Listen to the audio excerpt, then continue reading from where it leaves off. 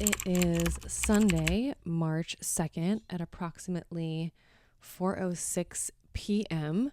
Vancouver time. I'm currently in British Columbia, Canada, and the coffee is very cold, but you know what? It's still got caffeine, so we're getting into it. And I come to you guys with my tail tucked between my legs, honestly. The much needed time off back in January slowly turned into just a shame spiral of procrastination. Like every week that passed that I didn't show up for my newsletter and for my podcast, it felt like abandonment and it felt like failure. And so, it's a new month. It's starting to feel like a new season.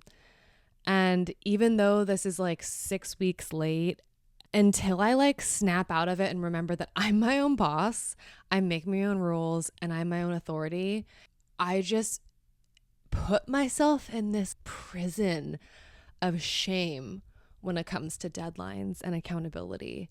What I want to talk about today is not failure, but not failure either, right? Super on brand, super on theme. What is the difference between self-sabotage and self-care? Because when you're coming back from burnout like I did not that long ago, and I burnt out not once but twice.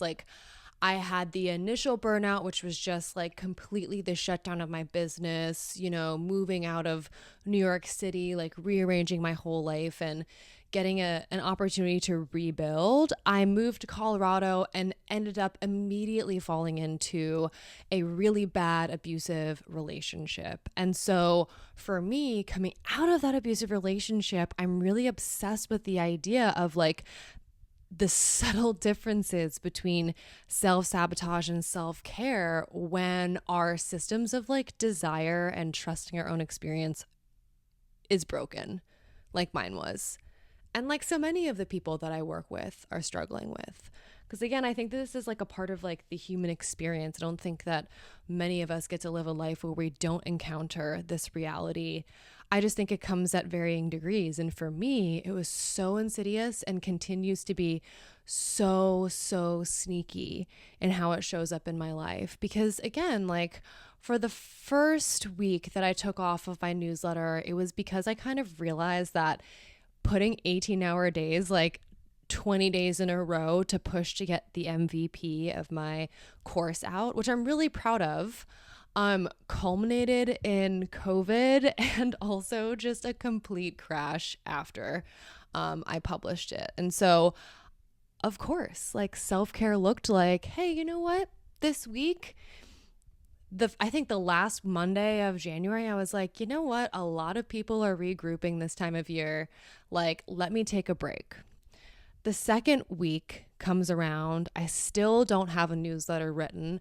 I'm starting to feel I could indulge in another week of not posting, and this is where that self-sabotage starts.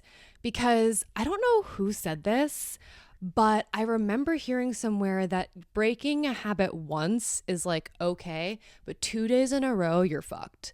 And I'm sure so many of you guys are feeling that right now because February is that moment where we have probably given way to a lot of our New Year's resolutions to old habits, right? We said we were going to go to the gym every day. It's hasn't been every day. I said I was going to do my newsletter every week with the podcast every week, and I was never going to miss a week this whole year. And that didn't really happen.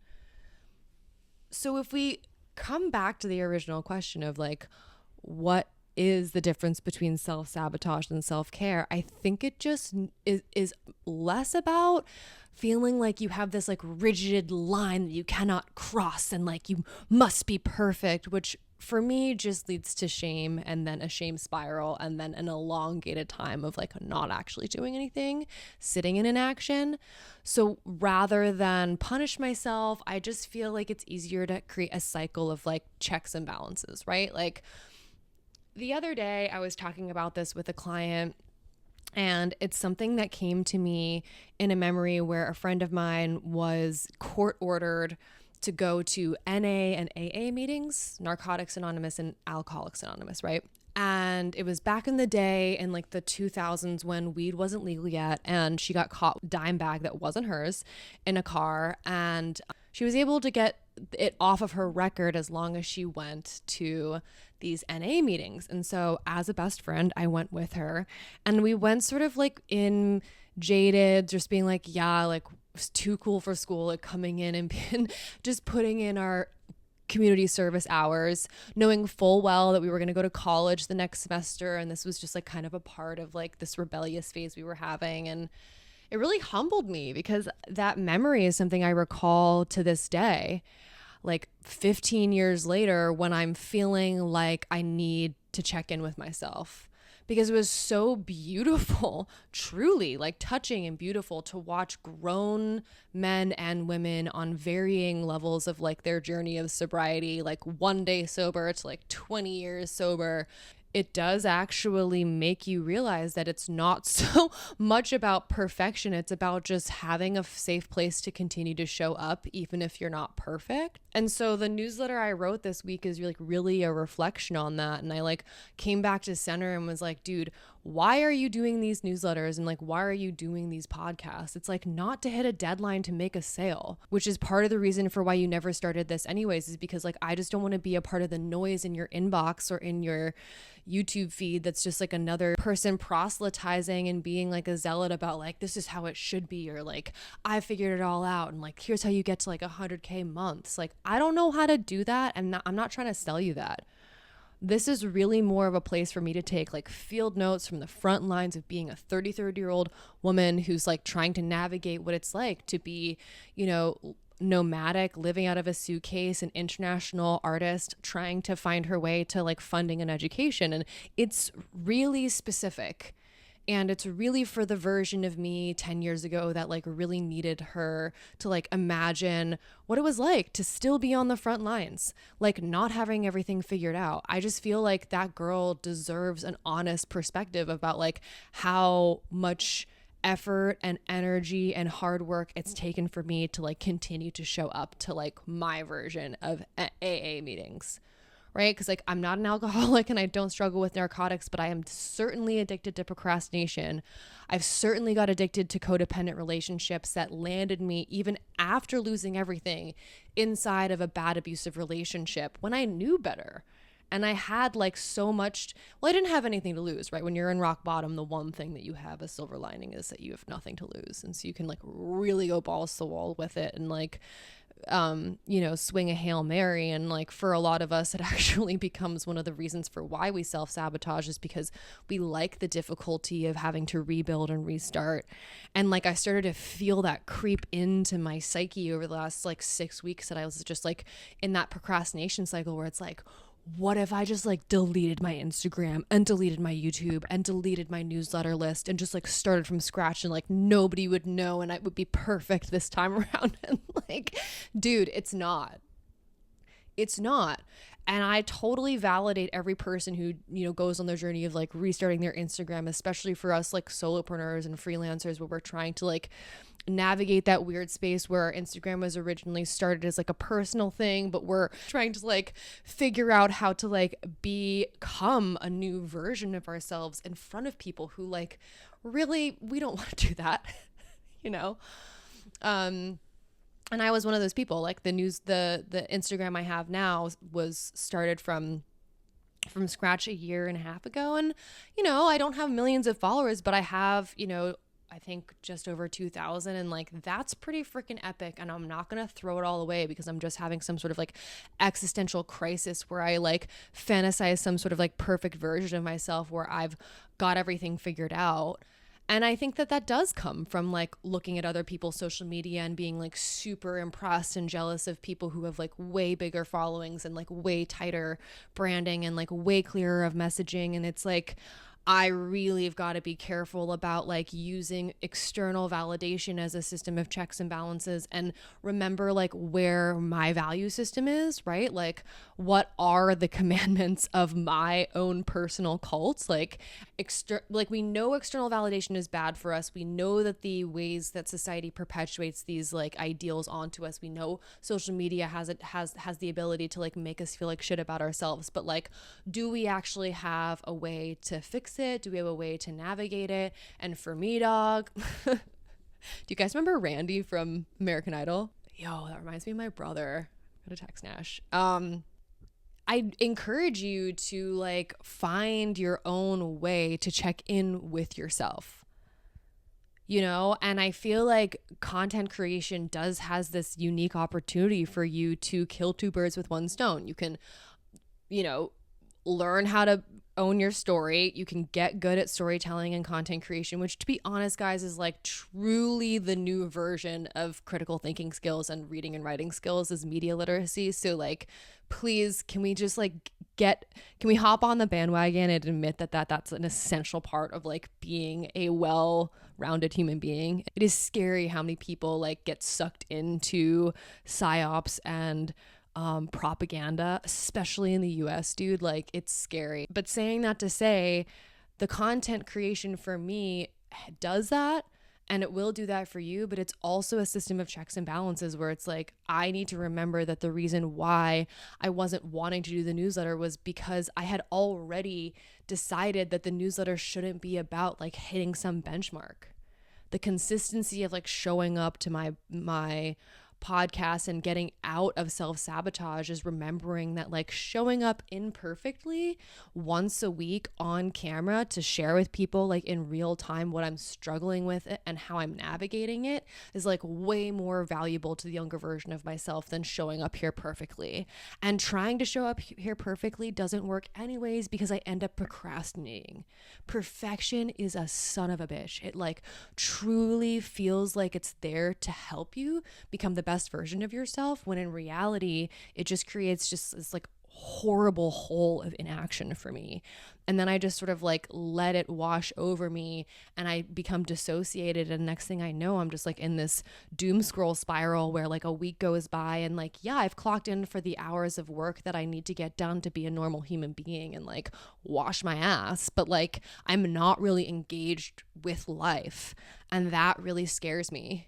That is so much scarier to me than even like having some sort of catastrophic event, because at least with a catastrophic event it forces some sort of like reality check.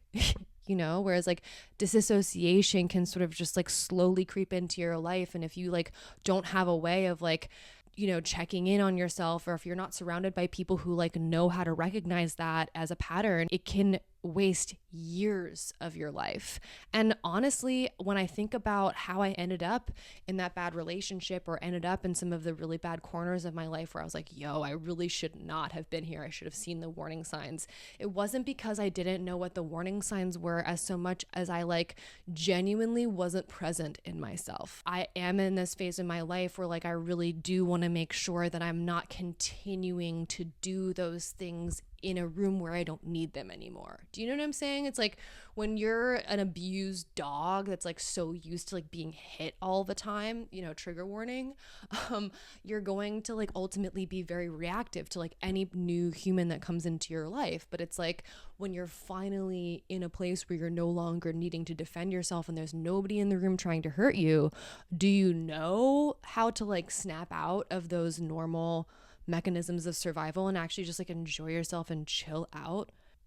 You know, it takes a lot of rehabilitation. It takes a lot of like patience of the people who are around you to like be like, hey, it's okay. Like, I know you're scared. I know you're not mad at me, but also like, don't bite me.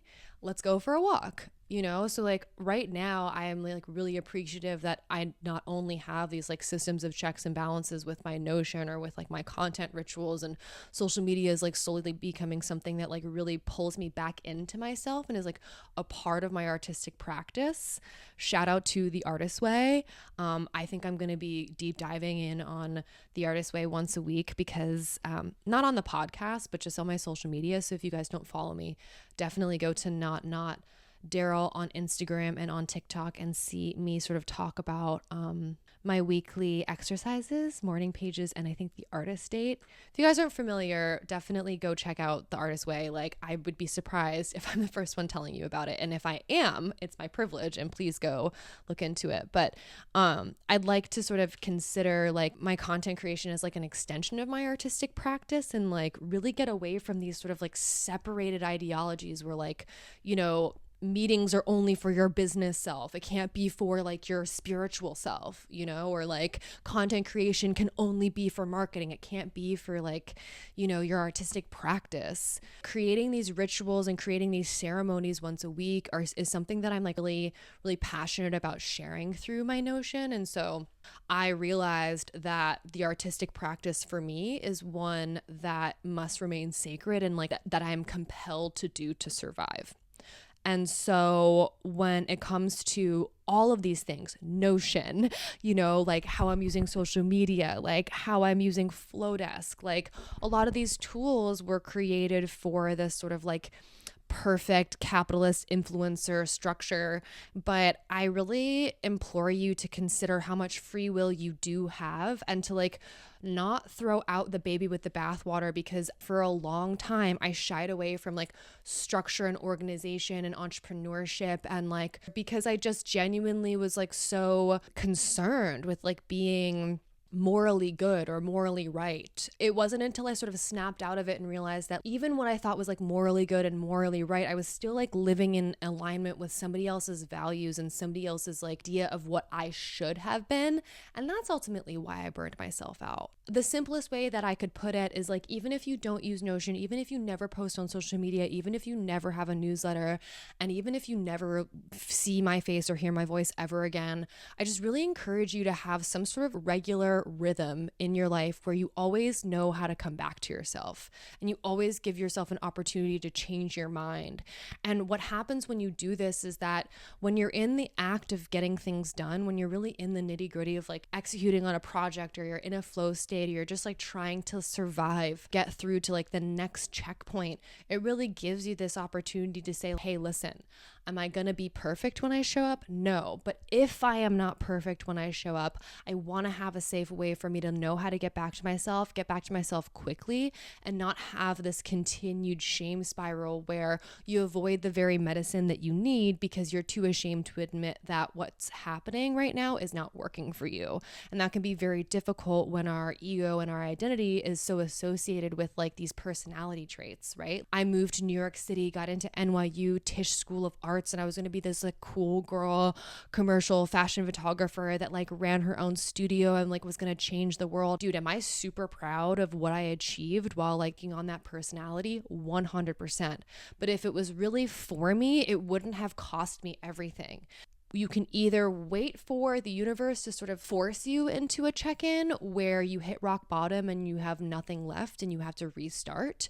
You can do it by self-sabotaging, right? The way that I wanted to quit everything and start new and like pretend that the newsletter that I had somewhat abandoned wasn't real.